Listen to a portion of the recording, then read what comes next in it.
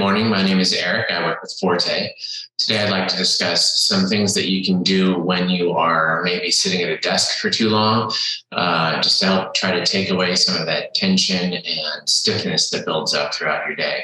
I know I spend a lot of time on my computer. I know a lot of us spend a lot of time sitting. So these are just a few things that might help you loosen up a little bit throughout the day without having to get up and do too much or go too far away from your desk. We're going to start off with just discussing, I'm just sitting in a regular desk chair. You can see my desk chair has a little bit of a lumbar support that's built into it. I recommend that typically for people that are going to be sitting for long periods of time. If you don't have a lumbar support built into your chair, you might consider folding up a small hand towel and putting it behind your lower back and seeing if that helps make things a little bit more comfortable for you. But that's probably a discussion for a different day. I'd like to start off then with just discussing some of the things we can do for the head. I'm going to scoot a little bit closer and I'm going to turn sideways. What tends to happen as we sit too long is we tend to end up slouching and letting the head go forward, letting the back round down. So the first thing I'm going to have people do or recommend people to do is a chin tuck, and it's this. It's just a straight back movement, all right? It is not something that we're trying to tuck down here, or we're trying to, tuck and look up or anything along those lines. It's a straight chin tuck, just straight back like so. So just tuck it back. We hold for about 5 seconds. We let it relax. We'll just do a few of those together.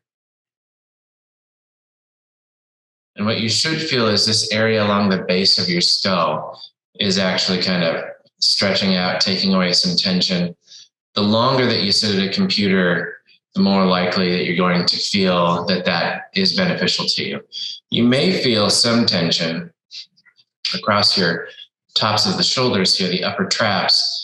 Again, just depending on how long you've been sitting and potentially slouching during that same period of time. So I usually have people do about 10-ish of those, anywhere between 5 and 10, and just kind of tucking back for about a 5-second hold, and then we let it go.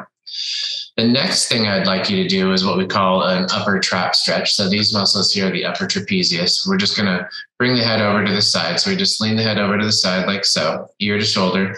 We're going to stay for about 10 seconds.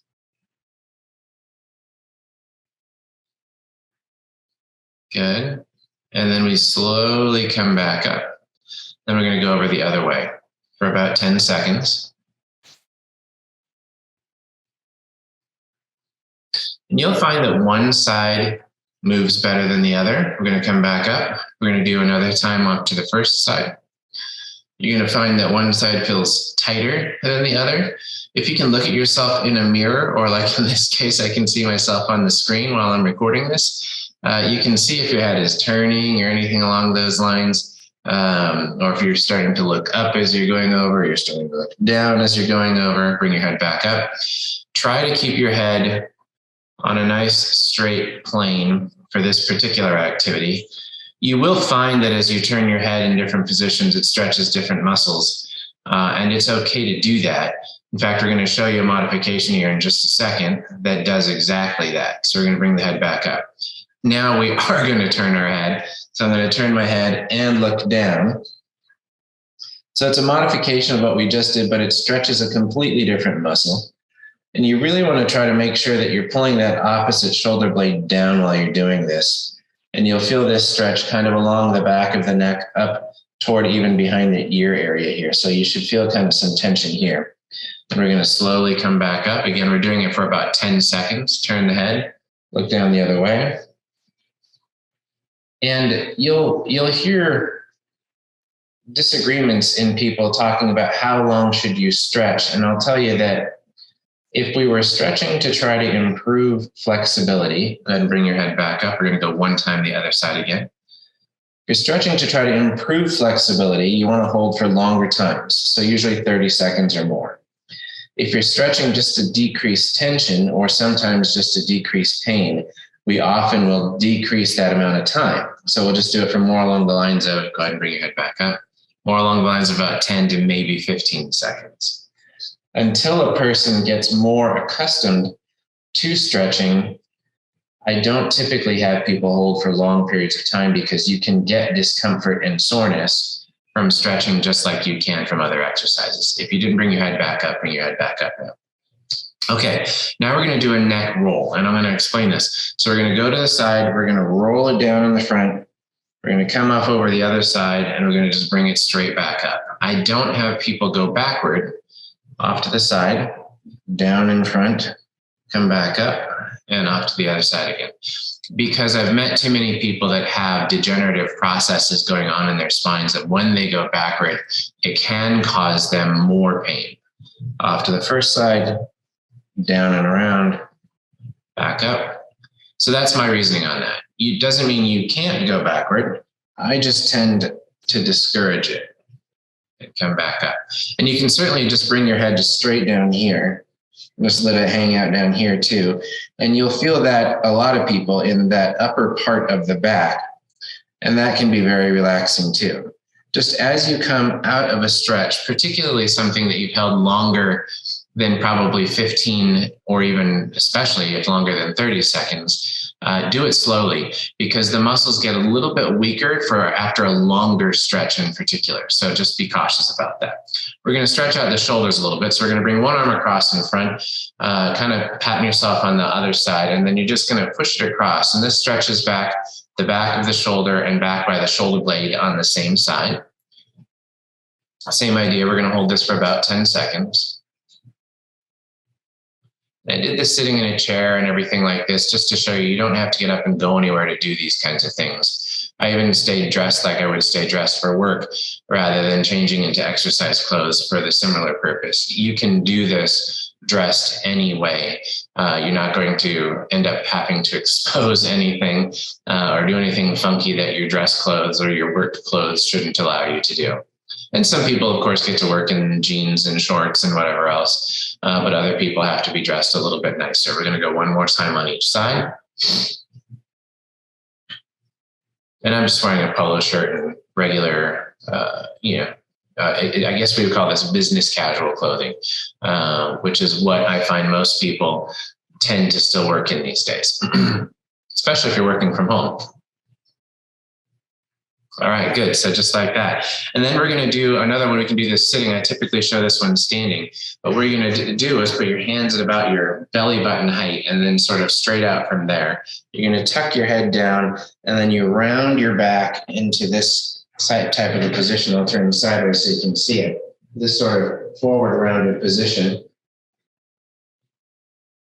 And then we're going to come back up after about 10 seconds. And I like to have people alternate this by putting then their hands behind their back and just pulling the shoulder blades back at the very least.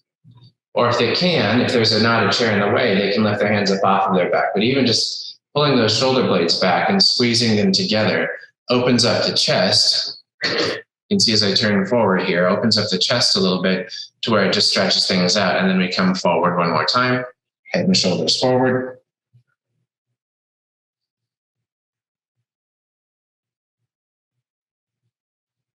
And I didn't say it, but I am sitting a little bit forward in my chair so that I gave myself room in advance for this. And then just squeezing the shoulders back. You'll notice my right shoulder tends to sit up a little bit higher. I have to actively practice relaxing that a little bit. And I'm left-handed, so it doesn't totally make sense. Good, and then let it relax. And then the other thing you can do is when you're sitting sideways or when you're sitting in your chair and I'm turning sideways, so you can see this, is you can just arch your back, actively just tense up the muscles in your lower back to pull you backward for a little bit. And usually if we've been sitting for a long time, this feels good. I usually have people only go for about 5 to 10 seconds on that and then alternate it with bending forward. So we just kind of hands on the knees and just slide down toward the floor, reaching down, let the head go down. We stay down here for about 10 seconds also. And then as we're ready to come back up, we put our hands on our knees and push back up so we're not straining those back muscles. Again, that's a big lever that we've created bending down there like that. So I'm going to arch backward again. So I'm just tightening up my lower back muscles. Got that nice shiny light behind me. Try to block that for you. And then I'm going to round back down again. So just down toward the floor. Staying down for 10 seconds.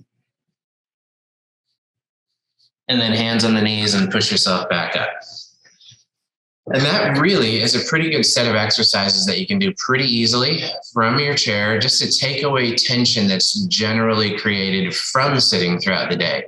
Now, of course, if you get the opportunity to get up and walk around or move around, that's even better. I often tell people to drink lots of water throughout the day for two purposes. One, hydration, and two, gives you an excuse to get up and walk away from your desk a little bit. If you have additional questions, please look to Forte for answers. I hope you enjoyed this set of exercises, and I hope you have a good rest of your day. We here at Forte would like to thank you for watching our video. If you liked it, please give us a thumbs up. If you would like to follow more of the offerings from Forte, please subscribe below. And don't forget to share us with your friends. Enjoy well-being.